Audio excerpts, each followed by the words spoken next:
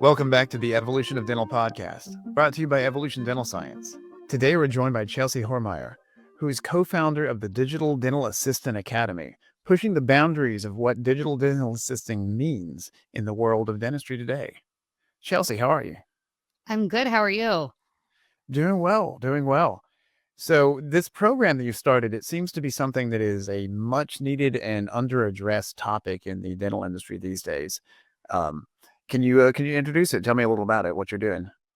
Yeah. So this year, myself and two of my partners, Wayne and Rochelle, we just decided it's about dang time. There's such a hole in the market for teaching dental assistants, the ones that do, 80% of the actual work, with the dentist directing them. But there's such a hole for teaching dental assistants digital. They're not teaching it to them in school. There's no extra CE courses about it at any conventions. So we just want to change that. We want to flip the script and empower those assistants and let them know that we're there for them. And we're going to create this whole community of digital dental assistants and resources for them. That's amazing. What inspired you to launch this program? My own struggles. Your own struggles? My own struggles. I always knew I wanted a little bit of a career change being a dental assistant. I was good at it. I liked my job, but I just kind of wanted more. I was always kind of told that I was like so extra, right? Like, you need to calm down. You're so extra. Like, why are you doing all of that? Like, and I never really quite understood why. I've always been quite the ambitious person. So then when I was learning 3D printing, about 4 or 5 years ago, when I really started getting into it, there was no courses for assistants at all. So I was either taking doctor courses, which were expensive and super lengthy and very involved, things that I quite didn't understand as an assistant because I don't have that background. And then I was watching like ceramists on YouTube, looking at what color ceramic they were layering. So I knew what color stain to use on my 3D prints. And it was bad stain after bad one and trial and error over and over again, posting it online, getting lots of hate for it. And I had such a struggle learning it. I'm like, I don't want any other dental assistants to go through this because our jobs are hard and busy enough as it is. I was lucky enough to have a boss who really gave me a lot of freedom to let me learn and let me make mistakes. And I had time during the day to practice, but most assistants don't. Most of them are busy. Their doctors want to delegate to them, and they need a fast, easy way to learn this with real world workflows. So that's what we're going to bring in. It definitely appears to be a vacuum in the market. And we at Evolve are constantly working with new assistants that doctors are throwing into the grinder to learn how to do things that are way over their head. Not that they're not capable, but there's just no framework for them to learn these sort of things. No. They don't even know where to start. They're like, where do I even start learning? I can't just jump into learning digital dentures all of a sudden. You need to learn to print models. You need to learn to print occlusal guards, work your way up and make sure you understand the foundations before you jump to that. And frankly, some doctors just don't like to train. They don't want to. They have their own families, their own thing going on outside of work. They're working 40 hours a week doing dentistry anyways. I kind of can't blame them, but they still need really qualified, really elevated assistants. So that's what we're here to fill that gap for. And they expect them to graduate whatever course or school that they're going to with some of this knowledge. But how would you compare what they're learning in the schools now with what you're teaching? Well, I know when I went to school 15 years ago, they were at least 10 years behind in technology. So if that says anything there, we are kind of talking to schools a little bit. We're going to have student discounts for students in school. Or if you are graduated within the past year, you will get a discount on the curriculum. So we are going to have the much more simpler courses for those new grads, but then those complex courses for those assistants that have been at it quite a long time and really need that complex training. Absolutely. And so good timing with things like the new iTero design suite. How has that influenced how you approach this? Oh my gosh, how does nobody know about this iTero design suite? It's funny, I posted it. I posted a story on my Instagram, and it was like, oh my gosh, you guys, everyone who has iTero has this. Within 5 minutes, I got 2 messages that were like, how do I have that? What do I do? And I was just like, okay, I need to make a video about how to install it. I need to make that video first. But yeah, we have a list of 9 to 10 videos that we're going to start recording for everything that you can do in the iTero design suite. We're going to make it really simple.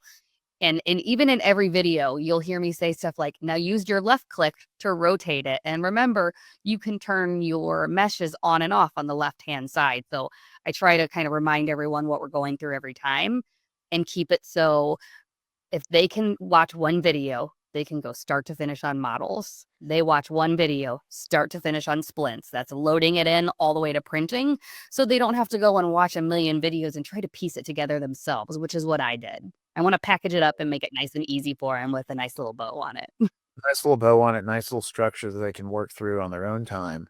Exactly. And that's actually our next webinar too, is where to get started learning digital dentistry. If you're an assistant and you really want to jump into digital, especially 3D printing, that's what our next webinar is about.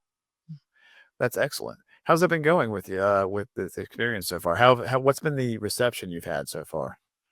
Oh my gosh, we are not fully launched yet, and we already have people contacting us for private training, which we are able to do on the side. You know, when you're starting a company, there's a lot of waiting around for paperwork to go through and stuff to get approved.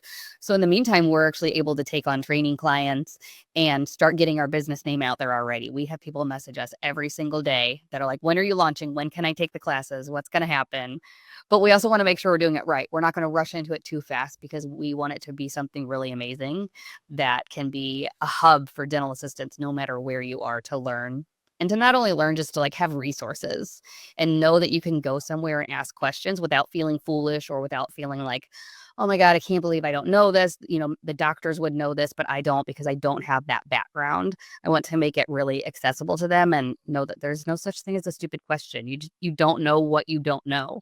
What you don't know, absolutely. I love that phrase because it's so true though. There seems to be a lot of lack of understanding as to what the dental assistants should or could be capable of out of school and what their understanding of these scanners are. Because it seems like they're teaching impressions very well, but that's technology of 20 years ago now.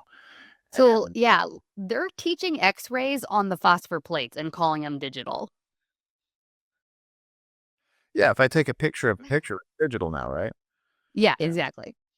Yeah. So they are so far behind, unfortunately. And that is our aim. I really want to help schools because I want these assistants out there as soon as they're out of school knowing digital. All offices at this point have some form of digital.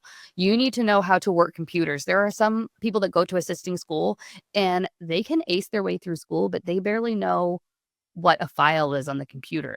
So we have to update our curriculum to get them out of the gate knowing how to chart on the computer, not just on paper, how to do scanning right out the way. You can teach them how to do impressions, and there's always a place for impressions, but they should know at least how to scan or clean and set up a scanner and maintain it right out the gate. We have to update their curriculums if we want them to get high quality jobs outside of school, because I remember going from school into the real world and I just felt like I got hit by a bus. I was like, I have no idea what I'm doing. What is happening?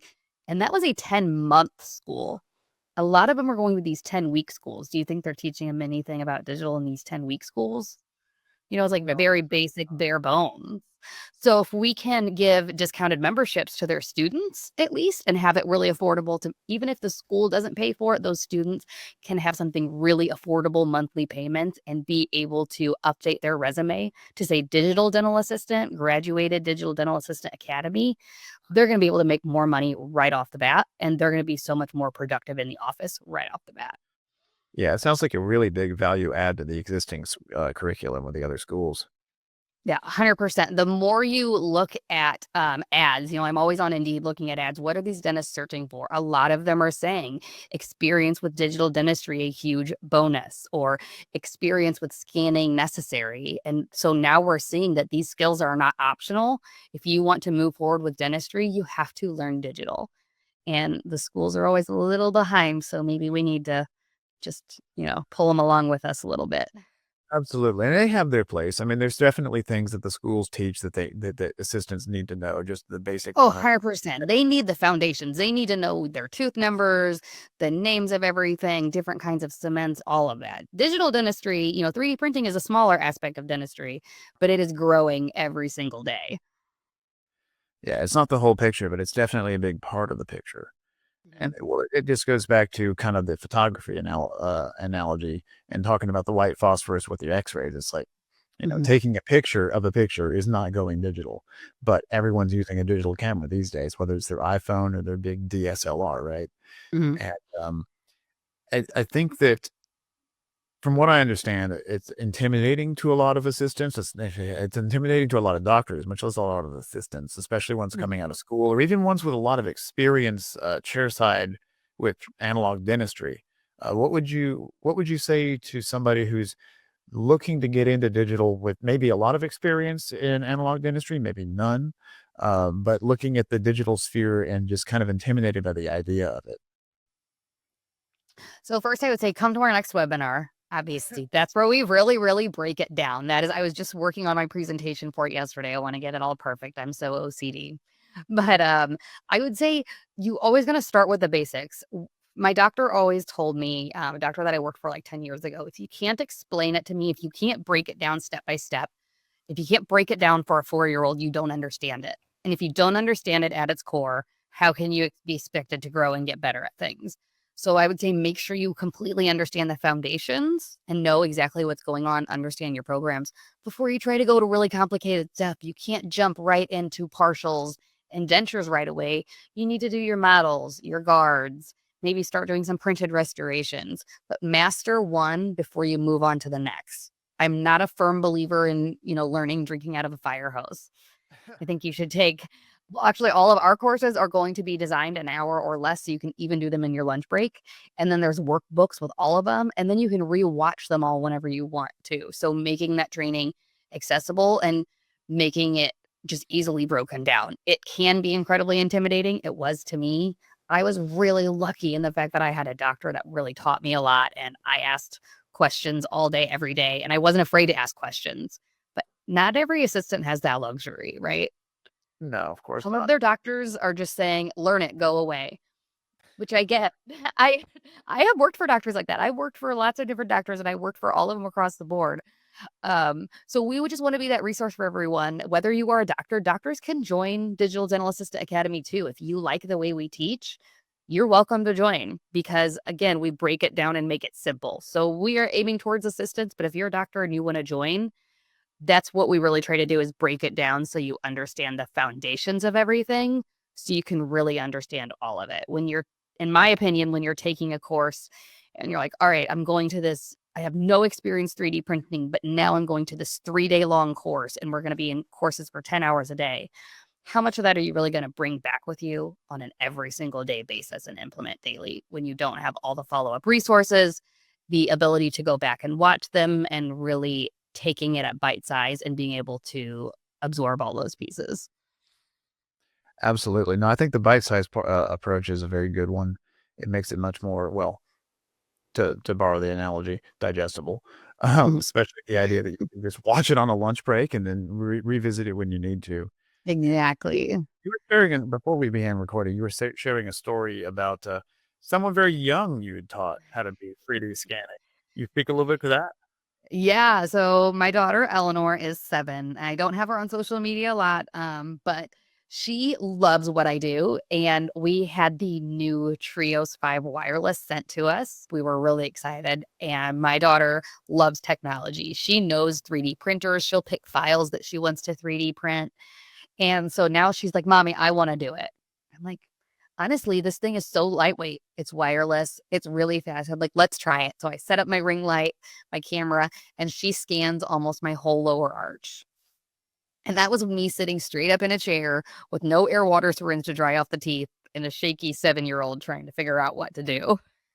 So it's almost like fun for me to be able to break things down and explain to her because it's almost like, well, if I can explain it to her and it makes sense to her, then I can explain it to my students, and she loves being involved with it. So we have this video of her scanning my teeth. Need to post it on YouTube. I just recorded it the other day. But if I could teach a 7-year-old to do that, assistants can do it, or doctors or whoever. If I can teach my daughter and my daughter is learning to grasp this stuff, I can teach other people to do it. It's not what's the word I'm looking for? It's not untangible at all. It seems untangible at first, and it seems like you are biting off more than you can chew. But when you have the right resources and the right support system, it is absolutely doable. Absolutely doable, 100%. And like you said, if you can teach somebody that young to take a full arch scan with no experience and in an ideal setting, then it should be pretty approachable for a seasoned dental technician, a seasoned dental Mhm. assistant who has no experience in digital, but is just approaching us for the first time. And let's be honest, a lot of these doctors are intimidated by the idea too, and Mhm. they don't want to sit there and do this on their own all day. And Mhm. they need a resource for their assistants to learn these kind of skills. And they Um, need a trusted resource, right? They don't want to just be saying, go learn it from someone. They need someone who they know is going to teach them the right systems. And we even give like templates for, all right, you print this out and you put your doctor's preference on it. This is the resin that we use. This is the offset that we like. This is our preferred polishing method. Then you print it out and you have him sign it and date it. And there you go. Now you have all of your protocols that the doctor has made, and you hang that up in your lab, and there's no question about it what needs to be done.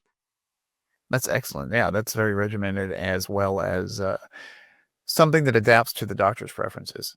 That's Yeah, great. because not every I know a lot of when the doctors teach, they say this is what I use, but they might do something completely different depending on where you are. So I don't necessarily teach exact preferences. I'm not going to teach you how to prep for an onlay, but what I can teach you is I know the common issues and I can help walk you through it. But your doctor is the ultimate one who has the call on everything. They are the oversight on everything. So having that in between of confidence and ability to do it, but also knowing that they're the boss, they need to check it. And if they tell you to change it or make improvements, we have to do that because at the end of the day, they are the boss and they are the doctor. At the end of the day, it's still a value add. You're not trying to take things over. You're not trying to usurp the doctor. No, when you elevate your assistant, your whole office gets elevated, right? And when you have confidence in your assistant, you just don't go in and say, all right, my assistant's going to do your filling. Bye. You say, this is my very competent assistant, Maria. She's been here for 10 years. She is very confident in expanded functions. She's going to place your filling. I'm going to come in and check it. We might take a bite wing at the end, might not, but you are in very capable hands. I'll be back in 30 minutes. It's a projecting that confidence onto your assistant projects it onto your patient. And I think that's one thing that a lot of the times we get wrong. We have to project our confidence because our patients have to feel confident. When our doctor compliments us in front of the patient and says that we do a very good job, that's why we're trusting them. The patient trusts us and it just makes for a smoother experience. So when your assistant gets elevated, she's not taking your job. She's freeing up your time to go do other things that only a doctor can do. She is taking over the things that you don't have to do, or he, excuse me. She's taking over the things that the doctor doesn't have to do. So the doctor can go in and do an extraction, a crown prep, all of those things that we can't do. And all those things that maybe a doctor does not want to make the time for, like again, running a 3D printer, designing an onlay. Like a lot of doctors enjoy the process of doing their own lab work, but let's be honest, most of them did not go to dental school to learn how to make onlays on a 3D printer in the back room when they could be seeing patients. Yes, 100%. Well, that's almost like, to me, having a lab, because when you start 3D printing, you are your own lab. If a lab started, very unlikely they're going to have one employee that's going to do everything. They're going to delegate what they can to other employees, what they feel comfortable with. And it's the same thing when you start printing in your office. You are your own mini lab. So you have to think of it from a business perspective as well. Because just because you're 3D printing, if you're taking all of your time and doing this all yourself, are you really saving any money whatsoever? Are you saving yourself the headache of not using a lab when you're spending all your time doing this? Right. You have a finite amount of time as a doctor or assistant, and like it's better used if they're not learning on the job and Mhm. trying to figure it out as they go, pioneering all by themselves every time. Mhm. Yeah, I was really lucky in the fact that I had a doctor that gave me so much freedom and the ability to learn and the ability to make mistakes, but I know that not a lot of offices are like that. Some doctors, we don't have time for this. We run really busy offices already. How can you expect them to learn all this new stuff with a lack of resources when they're already running around like chickens with their head cut off? It's a change that you make. And maybe that change is closing off an assistant for 1 day a week to do lab work or for 2 hours every day, they go do lab work, but we are able to delegate to them. So the doctor can go and do more important things, more things that are productive in the office. Because let's be real, the doctor just designing a partial is not incredibly productive. No, and let's be real, if you don't design partials every day, you're probably not gonna make the best partials either. What was one of the more exciting or interesting journeys you had during, your discovery of 3D printing and getting into this? The process of it that inspired you to wanna co-found, the Digital Dental Assisting Academy. I think my like my for lack of better terms, like come to Jesus moment when I was like, this is what I want to do, is I just started having I started posting everything I did because I was like, all right, I'm gonna get a lot of love or a lot of hate. Either way, I'd like to teach this one day. I knew I wanted to teach, but I didn't know how. So I just started posting everything I did. And then all of a sudden, people are messaging me, asking me for training or asking me what I use for certain stuff. So I just saw this like kind of hole in the market. I'm like, all right, I guess I'm going there. I've never been a huge social media person before. Like I live in a gravel road in the backwoods of rural Missouri. Like if I people like think I must live this like glamorous life because they're like, oh, you're on social media and you're always posting and you travel to Miami and Chicago and LA. And I'm like, no, like I literally drive my 2000 lifted Jeep Cherokee to the airport and fly places. And then I come back on my gravel road and just come home to see my family where we barely even have internet access because we live in such a small area. So if I can do this, anyone can. Absolutely. As That's cheesy as it sounds. yeah, I mean, it's easy, but it's real. And, so you came to this from a perspective of just kind of throwing stuff at the wall with social media to see what stuck, to see what the reception was, and kind of learning as you went. Is that right? Yeah, so I kind of wanted to know, I can't just go on and say, I'm going to teach everyone. I'm like, what is going to be my niche? What is going to be my angle whenever I teach? Because we all can't just be the same, right? And I wanted to be unique. I wanted to be my own. Honestly, I would say the biggest factor is I wanted to leave my mark on dentistry. That's what it is. I wanted to leave a legacy and I want to help shape dentistry, as cheesy as that is. Side note, my husband's like great grandfather actually is considered one of the founders of modern dentistry. He was he was the dean of the Pennsylvania School of Dentistry for a couple years, wrote a lot of books, and I have these hand carved masks from Japan from 150 years ago that they made for him while he taught the Japanese how to do modern day dentistry. He taught them that there weren't worms in your teeth, that those were nerves, and we could take out those nerves. And like really from kind of the voodoo way of thinking to the modern day way of thinking. And once I learned that like my husband's family, I was like, this is all coming together now. Like maybe I'm supposed to teach people and help drive dentistry and where it's changing and going. So I think at its core, that was probably my driving force. That's really fascinating. Did you know that before you married him? Like, is this something that was No. like, no?